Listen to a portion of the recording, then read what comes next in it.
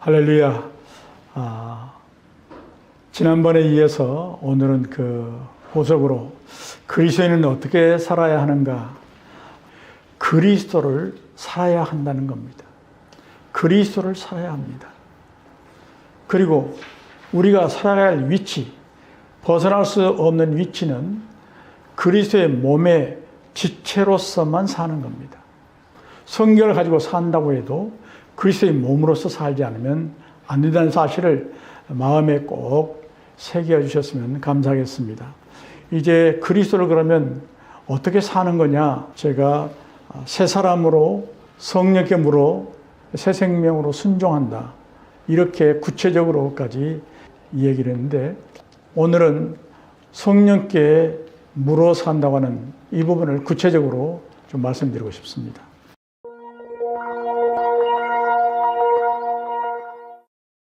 자, 성령께 물어서 구체적으로 산다고 하는 것이 무엇일까?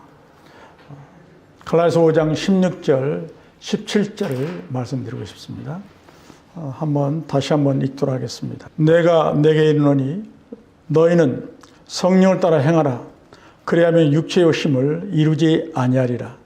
육체의 소욕은 성령을 거스리고 성령은 육체를 거스리나니 이 둘이 서로 대적함으로 너희가 원하는 것을 하지 못하게 하려 함이라. 여러분 자세히 이 말씀을 한번 되새겨 보시기 바랍니다. 우리가 지금 어떤 일이든지 잘못됐다. 내가 이렇게 하면 안 되지. 앞으로는 이렇게 하지 않겠다는 의미에서 결단하고 정말 안 하려고 애쓰지 않습니까? 그래도 저절로 또 하게 된다고요. 우리 계속 이 일을 반복해 왔어요. 그런데 오늘 하나님은 참으로 우리에게 기쁜 소식, 놀라운 말씀을 저와 여러분이 주신 겁니다. 그것이 뭘까요? 바로 우리가 이제는 성령을 따라 살게 되면 내가 하려고 하는 육체의 소욕, 육체에 원하는 모든 것들은 할 수 없게 된다는 거예요. 성령을 따라 살면요. 우리의 노력이 아니라 우리의 어떤 방법이 아니라 성령을 따라 살게 되면 저절로 이 욕심이나 이 모든 것들은 사라지고 나타나지 않게 된다고 말씀하세요. 이것이 비밀입니다. 우리에게 비결이고 정말 놀라운 비밀이죠. 이것을 우리는 확실하게 붙잡으셔야만 합니다. 지금까지 저도 그랬지만 신앙생활을 하면서 옛사람을 죽여주십시오. 하나님, 내가 이렇게 살았네요. 또 이걸 죽여주십시오. 나를 부인해 주십시오. 아무리 해봐야 안 됐습니다. 그런데 성령을 따라 성령이 말씀하신 대로 살기만 하게 되면 이런 생각들은 육체의 어떤 모든 것들은 다 소멸돼 버린다는 거예요. 이렇게 되면은 예수님이 우리의 주인이 되시도록 하는 겁니다. 우리 말로는 계속 예수님이 내 주인이십니다. 하지만 실제로 안 됐잖아요. 그런데 성령을 따라 살게 되면 예수님이 실제적으로 우리 주인이 되어버리신 거예요. 되어주십시오 할 것도 없어요. 되어버리신 거예요. 왜냐하면 그 주님이 우리를 대신해서 생각나게 하고 모든 걸 가르쳐서 주님이 하시기 때문에요. 갈라디아서 2장 20절이 그래서 바로 그렇게 사는 삶이 실제적으로 되는 겁니다. 그리고 믿음으로 묻고 믿음으로 들어야 합니다. 하나님께 묻는 것도 믿음으로 우리가 묻습니다. 왜요? 여러분이 물을 때는 순종하려고 묻는 것이지 순종하지 않을 마음으로 묻지 않지 않습니까? 그래서 하나님께 뜻을 알았으면 여러분이 그대로 믿고 순종해야 되죠. 그래서 믿음으로 물어야 돼요. 그리고 또 한 가지는요. 내가 성령께 물으면 분명히 내게 성령께서 말씀해 준다는 믿음을 가지십시오. 내가 지금 물었는데 성령께서 내게 말씀하신다고 생각하지 않는다면 하나님의 음성 듣기가 어렵습니다. 그래서 믿음을 가지고 내가 지금 물으면 성령께서 내게 대답해 주시지 내 안에 그리스도가 말씀해 주시지라고 여러분이 믿음으로 가지고 물어야 돼요. 그리고 믿음으로 여러분이 들어야 합니다. 듣는 것도 믿음을 가지고 들어야만 합니다. 성령께서 내게 말씀하시는구나 라고 여러분이 믿고 들어야만 합니다. 그래야 믿음이 생기고 순종할 여러분이 힘이 있게 되는 겁니다. 그 다음에 자기 생각이나 원함을 제거한 후에 물어야 합니다. 내 생각을 가지고 물으면 안 된다는 얘기죠. 나의 원함을 가지고 물으면 안 된다는 겁니다. 그것은 왜냐하면 내 원함이 섞인 하나님의 음성이 내게 들려지고 여러분이 원하는 대로 내가 듣기를 원하는 그런 마음이 생기기 때문에 절대로 하나님의 음성을 제대로 듣기가 어렵습니다. 그래서 이 부분은 꼭 여러분이 주의하셔서 제거한 후에 물려고 애쓰셨으면 좋겠습니다. 그리고 하나님의 뜻대로 살 수 있습니다. 하나님의 뜻대로 살아야 한다. 이런 마음을 여러분이 가지고 또 물으시면은 분명하게 하나님 뜻대로 저절로 살 수 있습니다.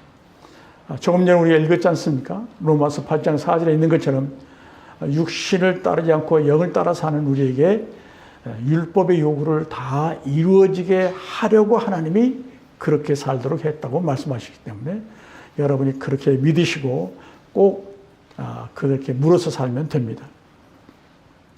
그 다음에 성령께 물어 살게 되면 성령의 열매가 저절로 맺어지게 됩니다. 성령의 열매를 맺어야지 할 필요가 없는 거죠.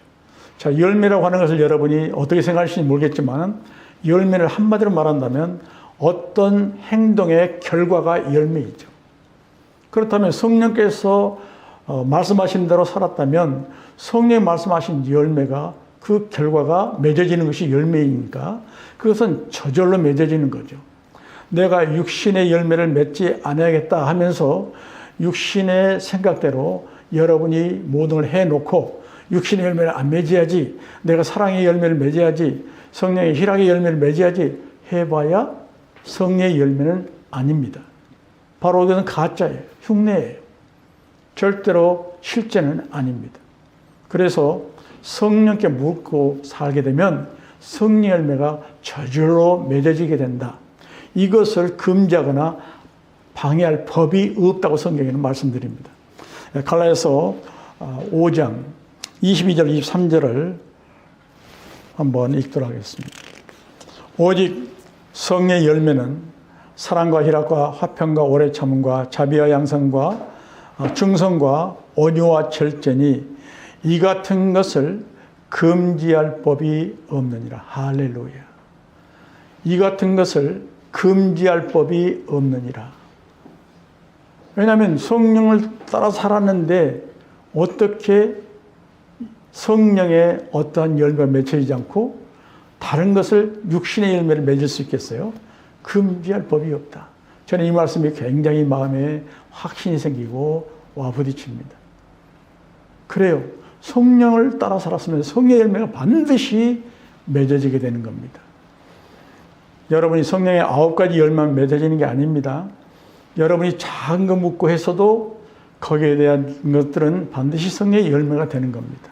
또 성령께 물어서 우리가 살게 되면은 우리 안에서 생각나게 하고 가르치는 것들이 있는데 이것이 바로 성령이 하시는 방법입니다. 우리에게 생각나게 하고 가르치시는 것.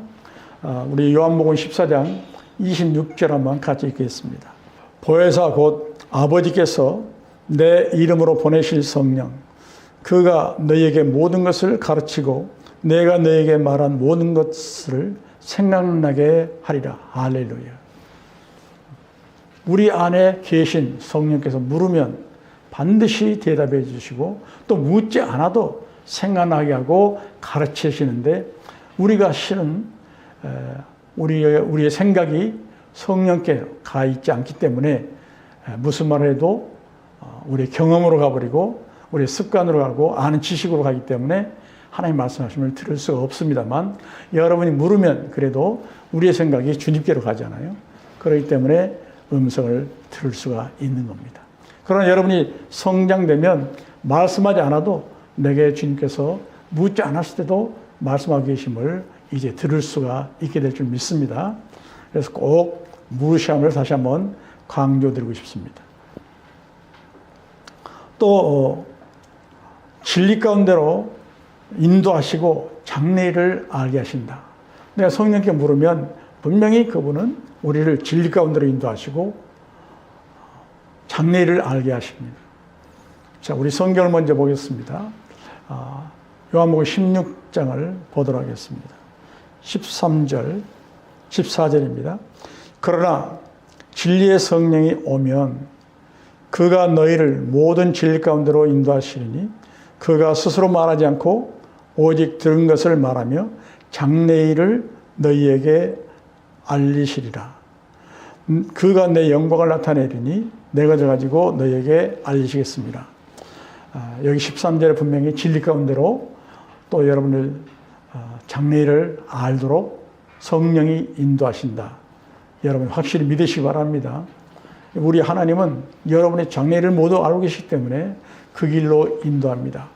근데요, 여러분이 이거 한 가지 꼭 마음에 새겨주실 것은 여러분 안에서 지금 말씀하시는 그 성령님이 어떤 때 여러분이 듣기에 이게 성령님 말씀 맞아? 성령의 음성이 맞아? 이렇게 아주 미미하게 확신되지 않게 그냥 그런 생각, 일반 생각과 같은 것 같지만 분명히 하나님 말씀하시면 그 모든 것이 진리 가운데로 인도하는 것이고 여러분의 장래의 어떠함을 알도록 인도하시는 거라는 거예요. 우리가 혹자는 이렇게 생각할 수 있습니다. 하나님의 음성을 들을 때 성경 말씀을 읽을 때 내게 들리는 음성, 이것만 하나님의 음성이 가장 확실하다. 내 안에서 말씀하시는 그 성령은 내 음성일 수도 있고 또 뭐 이런 것도 성령이 이렇게 해서 말씀하시나 이런 생각에서 여러분이 하나님의 음성이 성경 말씀을 볼 때 들리는 것이 가장 확실하다고 생각하시는 분도 없지 않습니다. 그러나 아닙니다. 성경을 통해서 말씀하시는 분도 하나님이시고 내 안에서 말씀하신 그분도 똑같은 하나님이 말씀하시는 겁니다. 하나님의 음성은요, 어떤 사람을 볼 때, 어떤 일을 당했을 때 꼭 성경 말씀을 통해서만 들리는 게 아니라 어떤 환경 가운데서도 얼마든지 하나님은 말씀하시는 분이십니다. 그래서 여러분이 그 말씀하신 하나님을 믿으셔야만 합니다. 분명히 성령에게 물으면 우리를 진리 가운데로 인도하신다. 의심하지 마십시오. 장래일도 알게 하신다. 의심하지 마십시오. 그런데요, 사실은 이렇게 성령님은 우리에게 계속 이런 일을 하려고 하는데 제일 하나님의 음성을 못 듣게 하거나 하나님의 뜻대로 살지 못하게 하는 존재가 누굴까요? 제일 방해꾼이 납니다. 자기 자신입니다. 내가 해보려고 하는 이 욕망, 성실하게 신실하게 해보려고 하는 이 욕망이 바로 하나님의 일을 가장 방해하는 거고 하나님의 뜻을 이루지 못하게 하는 겁니다. 우리 이거 마음에 새겨야 될 줄 압니다. 마지막으로 성령께 물어 살게 되면 매 순간순간 물어야 합니다. 조금 전에 제가 말씀드린 것처럼 진리 가운데로 인도하신다, 장래를 알게 하신다. 그럼 어떻게 주님이 우리를 진리 가운데로 인도하시고 장래일을 알게 하시는가? 이것은 매 순간마다 우리에게 말씀해 주고 계십니다.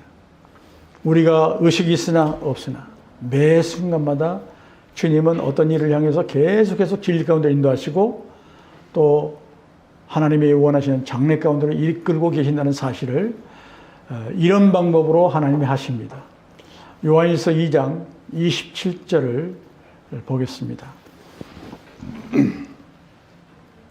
너희는 주께 받은 바 기름 부음이 너희 안에 거하나니 아무도 너희를 가르칠 필요가 없고 오직 그의 기름 부음이 모든 것을 너희에게 가르치며 또 참되고 거짓이 없으니 너희를 가르치신 그대로 주 안에 거하라. 아멘. 바로 우리는 주님께서 우리 안에 계시기 때문에 우리 안에 기름 부음이 언제나 있다는 거예요. 이 기름 부음이라고 하는 것은 성령의 움직이심입니다. 성령이 이렇게 해라 저렇게 해라 우리에게 늘 사인을 하고 계시는 거죠. 이 기름 부음이 우리 안에 아주 거한다. 우리 안에 산다. 그런 얘기 아닙니까? 그래서 모든 것을 가르치고 모든 것을 우리에게 주님이 장래일을 알게 하시는 일에도 분명히 이런 방법으로 우리에게 깨닫도록 하고 또 느끼도록 이렇게 하셔서 분명히 말씀하고 계십니다. 여러분은 신뢰하고 우리가 그분을 믿어야 합니다. 그리고 또 다른 데 보면은 우리에게 소원을 두고 행하게 하신다. 이렇게 말씀하고 계십니다. 빌립보서 2장 12절 13절을 보도록 하겠습니다. 그러므로 나의 사랑하는 자들아 너희가 나 있을 때뿐 아니라 더욱 지금 나 없을 때에도 항상 복종하여 두렵고 떨림으로 너희 구원을 이루라. 너희 안에서 행하시는 이는 하나님이시니 자기의 기쁘신 뜻을 위하여 너희에게 소원을 두고 행하게 하시나니. 할렐루야. 어떤 일을 할 때마다 어떤 일이 생길 때마다 하나님은 우리 안에서 소원을 두고 행하게 하시고 또 그것을 어떤 때는 소원을 두고 행하게 하도록 하나님이 하신다는 거예요. 얼마나 놀라운 일입니까? 하나님이 직접 우리에게 이런 일을 행하시는 겁니다. 자, 그렇다면 우리에게 어떻게 하나님이 소원을 두고 행하게 하실까? 하나님의 소원을 우리가 어떻게 알 수 있을까? 여러분의 의지, 여러분의 생각, 여러분의 느낌, 이런 모든 것들을 하나님께로 맞추는 거예요. 하나님이 이때 어떻게 하기를 원하실까? 하나님이 이때 뭐라고 하시지? 어떻게 필요를 원하시지? 내 의지를 하나님께 두면은 그것이 내게 어떠한 하나님의 어떠한 것이 내게 생각이, 느낌이 내게 들어와서 내가 이거 행해야 되는데 이거 꼭 하라고 하시는 건데 이렇게 해서 내게 나중에 점점 커져서 소원이 된다는 거예요. 내 마음을 주님 앞에 딱 맞추는 때 이렇게 하나님은 소원을 일으키셔서 그 일을 하게 하신다. 바로 그런 놀라운 말씀입니다. 하나님은 이렇게 하시는데 우리가 할 일은 그럼 뭘까요? 우리는 늘 생각을 영에 두도록 우리는 훈련을 해야 됩니다. 우리의 생각을 영으로, 어떤 일이 생길 때마다 영으로, 어떤 일 때마다 모두 영으로 생각을 두는 훈련을 해야만 합니다. 로마서 8장 5절로 6절을 보도록 하겠습니다. 육신을 따르는 자는 육신의 일을, 영을 따르는 자는 영의 일을 생각하나니 육신의 생각은 사망이요 영의 생각은 생명과 평안이니라. 할렐루야. 여기서 말한 것처럼 반드시 우리는 생각을 영에 둬야 됩니다. 만약에 여러분이 경험이나 지식이나 이럴 때는 어떻게 하지? 내가 어떻게 해왔지? 습관이나 어떻게 하는 것이 내게 유익이지? 이런 생각에 여러분을 둔다면 이것을 육신에 둔 생각이다. 이렇게 말하는 겁니다. 그런데 이럴 때 하나님이 뭐라고 하시지? 내 영 안에 하나님이 어떻게 내 말씀하고 계시지? 내 영에게 생각을 두게 되면 이게 영의 생각이고 하나님으로부터 말씀을, 성령으로부터 말씀을 우리가 들을 수 있는 바로 준비가 되는 겁니다. 이걸 영의 생각이라고 말하고 있습니다. 그래서 우리가 반드시 생각을 영으로 돌이키는 훈련을 작은 일부터 계속 하셔야만 한다고 저는 여러분에게 권면드리고 싶습니다. 그리고 성령께 물어서 하는 것은 가능한 한 모든 걸 물어야 됩니다. 이런 분들도 계시더라고요. 어떤 일이 있을 때 더구나 모른다든지 내가 할 수 없을 때 이런 때만 성령께 묻는 분도 계셔요. 이제 그분도 훌륭히 사는 거죠. 그런데 그런 게 아니라 우리 새 사람, 구원받은 거듭난 새 사람은 어떻게 사느냐? 어떤 거든지 물을 수 있는 작은 일부터 여러분이 물으셔야 합니다. 그것이 우리가 사는 삶입니다. 만약에 그렇지 묻지 않고 여러분이 산다면 누가 사는 겁니까? 여러분이 주인 돼서 사는 겁니다. 하나님 다스림 안에 여러분이 살지 않습니다. 작은 일부터 물으면 그 일, 물어서 산 그 문제, 그 일 자체는 하나님의 다스림 안에 여러분이 살았던 겁니다. 그렇게 되면 그것이 곧 하나님의 나라가 되는 거고요. 이런 놀라운 일이 사실 되는 겁니다. 그래서 어떻게 될까요? 우리는 하나님 나라 의를 위해 살라고 하시지 않았어요? 우리는 모든 것을 하나님 나라 의를 위해 살려고 하면 묻지 않고는 하나님 나라 의를 위해 살 수 없는 겁니다. 정리를 해드리면 성령께 물어 살게 되면 누구 다스림 안에 있게 된다? 하나님의 다스림 안에 있게 된다. 또 두 번째는 우리 삶이 하나님의 뜻을 알고 분별하여 살게 되는 겁니다. 성령께 물어 탄다는 것은 바로 모든 환경을 주님이 나를 통해서 다스리셔서 하나님 나라를 세우시는 거다. 이렇게 정리를 할 수 있겠습니다. 빌립보서 1장 21절을 한번 읽도록 하겠습니다. 이는 내게 사는 것이 그리스도니 죽는 것도 유익함이라. 할렐루야. 내가 존재치 않고 내가 어떠함이 없는 것이 유익하다. 내게 사는 것이 그리스도니. 할렐루야. 반드시 이렇게 주님 나를 통해서 다스리는 그런 일이 있도록 하겠습니다. 이제 성령께 물어서 하는 것은 이것으로 여러분이 기초로 삼고 훈련해 나가시면 좋겠고요. 세 번째, 새 생명으로 순종하는 것은 어떤 것인가? 좀 구체적으로 말한다면 로마서 6장 4절을 한번 같이 읽도록 하겠습니다. 그러므로 우리가 그의 죽으심과 합하여 침례를 받음으로 그와 함께 장사되었나니 이는 아버지의 영광으로 말미암아 그리스도를 죽은 자 가운데서 살리심과 같이 우리를 또한 새 생명 가운데 살게 하려 함이라. 아멘. 우리가 그리스도와 함께 물속에 장사 지냈죠. 이제는 그 이후로부터는 우리는 새 생명으로만 살아야 합니다. 새 사람으로 탄생됐기 때문에 이 생명은 반드시 하나님이 주신 생명인데 이 생명으로만 살아야 한다는 거예요. 새 사람은. 이것이 하나님이 우리에게 만드신 것이기 때문에 우리의 생각이 어떻든 우리는 아니라고 말할 수 없습니다. 반드시 살아야 된다. 이렇게 여러분이 이해를 하는데 그럼 새 생명으로 어떻게 사는 것이 생명으로 사는 거냐? 저도 이 부분에 대해서 굉장히 사실 많이 몰라서 삶에서 이렇게 살면서 이렇게 보니까 이것을 말하는 거구나 라고 하나님께서 제게 체험되고 가르쳐 주기 때문에 제가 지금 이렇게 저도 살아보고 있습니다. 첫째는 어떻게 표현할 것인가 물어야 합니다. 새 생명으로 살려면요, 어떻게 표현할까? 이것을 물어보는 것이 굉장히 중요하더라고요. 그러니까 미리서 한번, 어떤 말씀을 받았습니다. 내가 하나님께 들었어요. 누구에게 이것을 좀, 네가 구제를 해라. 이걸 다른 사람에게 좀 물질을 주어라. 하나님께서 그렇게 말씀하셨어요. 그런데 우리는 어떻게 줍니까? 내가 주는 것처럼 주어버릴 수 있잖아요. 그러면 이건 어떻게 되죠?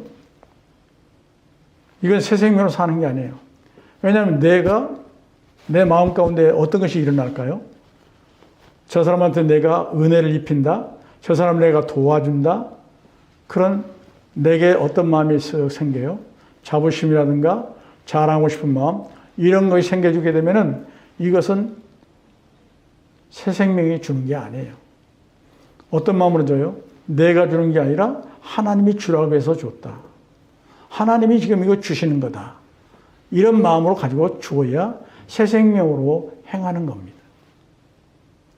어떤 말씀을 지금 듣고 저 사람을 도와줘야겠다 했을 때 도와주죠. 그런데 실제로 마음은 도와주고 싶은 거예요. 그런데 우리가 어떻게 도와주려고 하느냐? 말을 잘못해가지고 이렇게 한번 해보세요. 이렇게 하는 겁니다. 이럴 때 이렇게 하는 게 좋습니다. 이런 식으로 말하게 되면 도움받는 사람이 어떤 생각을 갖겠습니까? 정말 도와줘서 고맙습니다. 이렇게 우선 생각할지 모르지만 사람에 따라서, 상대에 따라서 나한테 가르치려고 하는 건가? 나한테 지시하려고 하는 건가? 이런 마음으로 들린단 말이죠. 그렇게 되면은 괜히 마음 가운데 거부가 생겨요. 여러분은 그런 일 없었을까요? 어떤 사람은 나를 위해서 말한다고 하는데 내가 듣기에는 거부가 생기는 거예요. 특별히 남편과 아내 사이에 이런 일이 많이 생기게 됩니다. 분명히 아내는 남편을 사랑해서 말하고 또 남편도 아내를 사랑해서 말했는데 굉장히 자존심이 상하는 경우도 있고요. 나를 아주 속상하게 만드는 이런 느낌이 받을 수가 있죠. 이것은 분명히 옛 생명으로 전하는 것입니다. 하나님의 생명으로 전한다면 절대로 그런 느낌을 갖지 않게 되는 겁니다. 예를 들어서 꾸중을 했어요. 정말 꾸중을 하죠. 부모가 자녀를 꾸중하는데 사랑으로 하죠. 근데 전하기를 사랑해서 전하는 게 아니라 옛 생명으로 전해버리니까 미워해서, 나만 미워해서 한다고 듣죠. 그러나 분명히 새 생명으로 꾸중을 하게 되면 그때 순간 그 지식으로 그는 속상하고 어떨지 모르지만 금세 지나면 나를 사랑해서 저분이 이렇게 했지. 나를 위해서 한 거지. 이렇게 금세 그런 마음이 저절로 그 사람에게 생긴다 그 말이죠. 그 말은 곧 새 생명이 그에게 생명을 준 거예요. 영향력을 준 거다 이거죠. 그래서 그가 힘 빠지지 않고 오히려 그 꾸중한 그것 때문에 힘을 얻게 되는 이것이 새 생명으로 전하는 겁니다. 이렇게 차이가 나는 거죠. 그래서 우리가 미리서 이렇게 어떤 일을 내가 하려고 하기 전에 새 생명을 하려면 이렇게 하면 뒷맛이 어떨까? 이렇게 여러분이 생각을 미리서 해보는 거예요. 내가 이렇게 말하면 저 사람이 기분 나쁘겠다. 혹시 나에게 좀 어떤 느낌이 좋지 않겠다 하면은 이건 옛 생명으로 처리하고 새 생명으로 하면 어떻게 처리할까요? 하나님? 물어서 새 생명으로 처리를 하는데 하나님께 물었을 때 그 말을 듣고 그대로 말해봐가지고 내게 느낌이 어떠냐. 이것을 미리서 맛보시라 이거죠. 미리서 맛보라. 이게 굉장히 중요한 것 같아요. 저도 그런 것을 많이 지금 시행착오를 저도 하고 있습니다. 저도 훈련하고 있는데요. 그러면서 여러분이 이 표현을 그러면 어떻게 하는 게 좋을까? 저도 이렇게 훈련하면서 해보면 주로 말할 때 이렇게 간직하는 방법으로 이야기하는 것이 좀 도움이 되더라고요. 어떻게 해요? 하나님께서 제게 이렇게 하셨습니다. 말씀하셔서 해보니까 저는 이렇게 했습니다. 이렇게 하는 거예요가 아니라 이러는 거예요가 아니라 저에게는 이랬었습니다. 저는 이랬었습니다. 라고 나의 간증으로 하는 것이 상당히 도움이 되고요. 저는 이렇게 알고 있습니다. 라고 자기 간증식으로 표현하는 게 굉장히 좋습니다. 그리고 하나님께서 저에게는 이렇게 말씀하셨습니다. 이 부분은 하나님이 내게 이렇게 가르쳐 주셨습니다. 나는 이렇게 정리했습니다. 이렇게 정립했습니다. 이렇게 해보시면 어떨까요? 이런 표현들 우리가 사용하게 되면 여러분이 그런 말을 들으면 기분 나쁠까요? 어떤 것도 좀 그렇게 기분 나쁘게 들리지는 않을 거예요. 바로 이것이 새 생명으로 사는 표현들입니다. 또 주의할 것은 뭐냐? 아까도 말했지만 어떤 말을 하든지 아무리 좋은 의도로 한다 할지라도 명령하는 투라든가 지시하는 거, 가르치는 어투는 절대로 사용하면 안 됩니다. 그리고 여러분이 어떤 남을 도와줄 때 과시하는 마음이라든가 여러분이 내가 의시되거나 자랑하고 싶고 상대방을 무시하는 마음 가운데 주거나 돕는 이 모든 것들은 정말 다 그것은 새 생명으로 주는 게 아니죠. 그러니까 그것은 다 사실 받으면서도 자존심 상해하고 상처를 받게 되고 결국은 그에게 사망의 증상이 나타날 수밖에 없습니다. 결론은 하나님의 생명의 성분이 전달되어야 된다. 왜냐하면 하나님의 생명에는 분명히 하나님의 생명의 법이 있어요. 성분, 요소가 있습니다. 그 안에서 표현되어야 됩니다. 그렇게 되면 분명히 그대로 전달이 되게 돼 있어요. 옛사람이 옛생명으로 살면 그 안에 법이 있고 요소가 있고 성분이 거기서 나올 거 아닙니까? 거기는 죄의 성분이죠. 사탄의 생명의 성분이 그 안에 다 들어있어요. 죄와 사망의 법 아래 그가 있기 때문에 사망의 증상을 나타낼 수밖에 없습니다. 이거 훈련해서 고쳐지는 것 절대 아닙니다. 이 성분을 어떻게 훈련해서 바꿀 수가 있겠습니까? 이 성분을 훈련해서 바꿀 수 없습니다. 사망의 증상이 어떻게 나타나는가? 실제로 체험적으로 좀 도움되기 위해서 말씀드리고 싶어요. 여러분 근심, 어떤 일을 하고 나서 근심하거나 염려하거나 두려움, 또 미움이라든가 분노, 짜증나거나 식이 나거나 원망, 또 급한 마음이 생긴다든지 힘이 빠진다든지 인색함이 생긴다든지 더구나 정욕이 생긴다든지 교만이나 불안하거나 어두움, 내게 박질 못해요. 어두움, 또 다른 사람 비교하거나 판단하거나 이런 것들이 생기면은 사실 우리가 불편하고 죽을 맛이 나죠.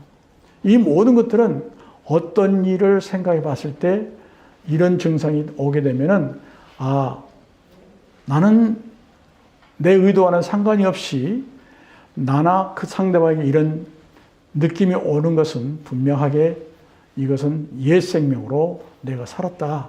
여러분이 그렇게 이해하시면 되겠고요. 현실과 상관없이 어떤 일을 내가 했는데 새 사람이 가진 새 생명으로 여러분이 했다면 분명히 이 새 사람의 생명은 죄를 지을 수가 없죠. 그리고 이제 부활의 생명입니다. 그래서 언제나 힘이 빠질 수가 없고요. 전지전능하신 하나님의 생명이라는 사실을 여러분이 마음에 새기면서 하나님의 성분, 거룩이나 온유라든가 겸손 모든 것들이 하나님의 생명의 성분 안에 있는 것들이에요. 그 요소들, 이런 것들이 생명의 성리 법 아래 모두 나타나게 되어 있다는 사실을 여러분이 아시면서 그러면 생명의 증상이 어떻게 나타나느냐, 생명의 성분이 어떻게 나타나냐면 바로 생명과 평안으로 우리에게 느낌이 옵니다. 기쁨이 생깁니다. 어떤 일을 하고 나서 감격감이 생깁니다. 그 다음에 기대감, 소망이 생기고 평안이 생기고요.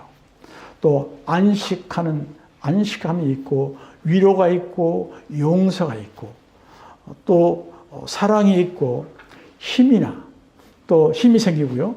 겸손함이 내게 저절로 있게 되고 포용하는 용납하는 온유함이 있게 되고 담대함도 있게 되고 내게 자유함이 있고 매이지 않습니다. 자유함이 있어요. 그리고 더 믿어지고 어떤 일에 부욕해 되고요. 메마르지 않습니다. 찬송이 안 나올까요? 찬송이 나와요.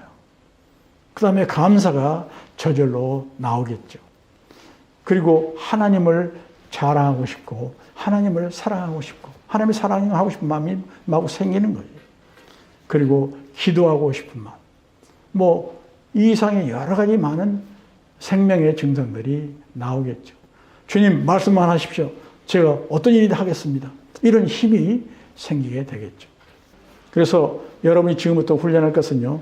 미리 표현해보고 또 상대방 입장에서 들어보기도 하고 어떤 맛이 있는지 여러분이 파악하는 것이 중요합니다. 생명의 증상이 나타나느냐? 사망의 증상이 나타나느냐? 생명의 증상이 나타나는 걸 선택을 해야 되겠죠. 그러면 그 방법으로 여러분이 전하면 됩니다. 할렐루야. 여기까지 새 사람이 성령께 물어서 새 생명으로 산다. 바로 이것이 그리스도를 사는 방법입니다. 이렇게 여러분이 정리를 하시면 좋겠습니다. 새 생명으로 여러분이 새 사람이 이렇게 살게 되면요. 하나님의 요구하신 하나님의 뜻대로 우리 모두가 살 수 있습니다. 모두 하나님의 뜻을 다 이룰 수 있습니다. 요한복음 3장 8장 32절에 말한 것처럼 우리가 진리를 알면 진리가 너희를 자유케 하라는 말씀 그대로를 우리가 실제로 체험하면서 여러분이 살 수 있다고 저는 정말로 말씀드리고 싶습니다. 그리고 모든 문제에 대해서 지금 처해 있는 우리의 문제에서 자유케 될 수 있습니다. 근심, 염려, 여러분에게 증상이 나타나지 않습니다. 염려할 수가 없습니다. 인간관계에서도 모두 잘 될 수 있습니다. 그리고 사람을 정말 사랑할 수 있고요. 하나님을 정말 사랑할 수 있습니다. 얼마나 놀라운 일이에요. 해결되지 않는 문제, 어떤 일이 있을까요? 그 문제를 한번 여러분이 미리서 한번 이런 문제도 해결될 수 있을까? 한번 가져와 보세요.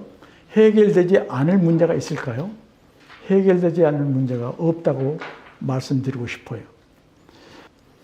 정말 여러분이 그리스도를 사는 이 문제를 쉽게 그냥 넘기지 마시고 절대 지나치지 마시고 정말 이 문제를 가지고 정말 이 말씀이 성경에 말하는 게 맞아?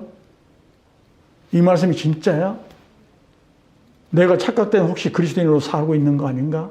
이런 부분을 그냥 넘기지 마시고 확인해 보시려고 애를 쓰시고 질문도 많이 가져보시고 해서 여러분이 훈련해야만 한다는 사실도 여러분 마음에 새기면서 다시 한번 말씀을 보면서 성경을 다시 보는 놀라운 계기가 되시기를 이 세 사람 시리즈를 통해서 말씀드리고 싶습니다. 지금까지 첫 편부터 인내심을 가지고 시청해 주셔서 진심으로 감사를 드립니다. 하나님이 여러분 한 분 한 분에게 계획하신 모든 것들을 이루시는 계기가 되기를 정말 축원합니다.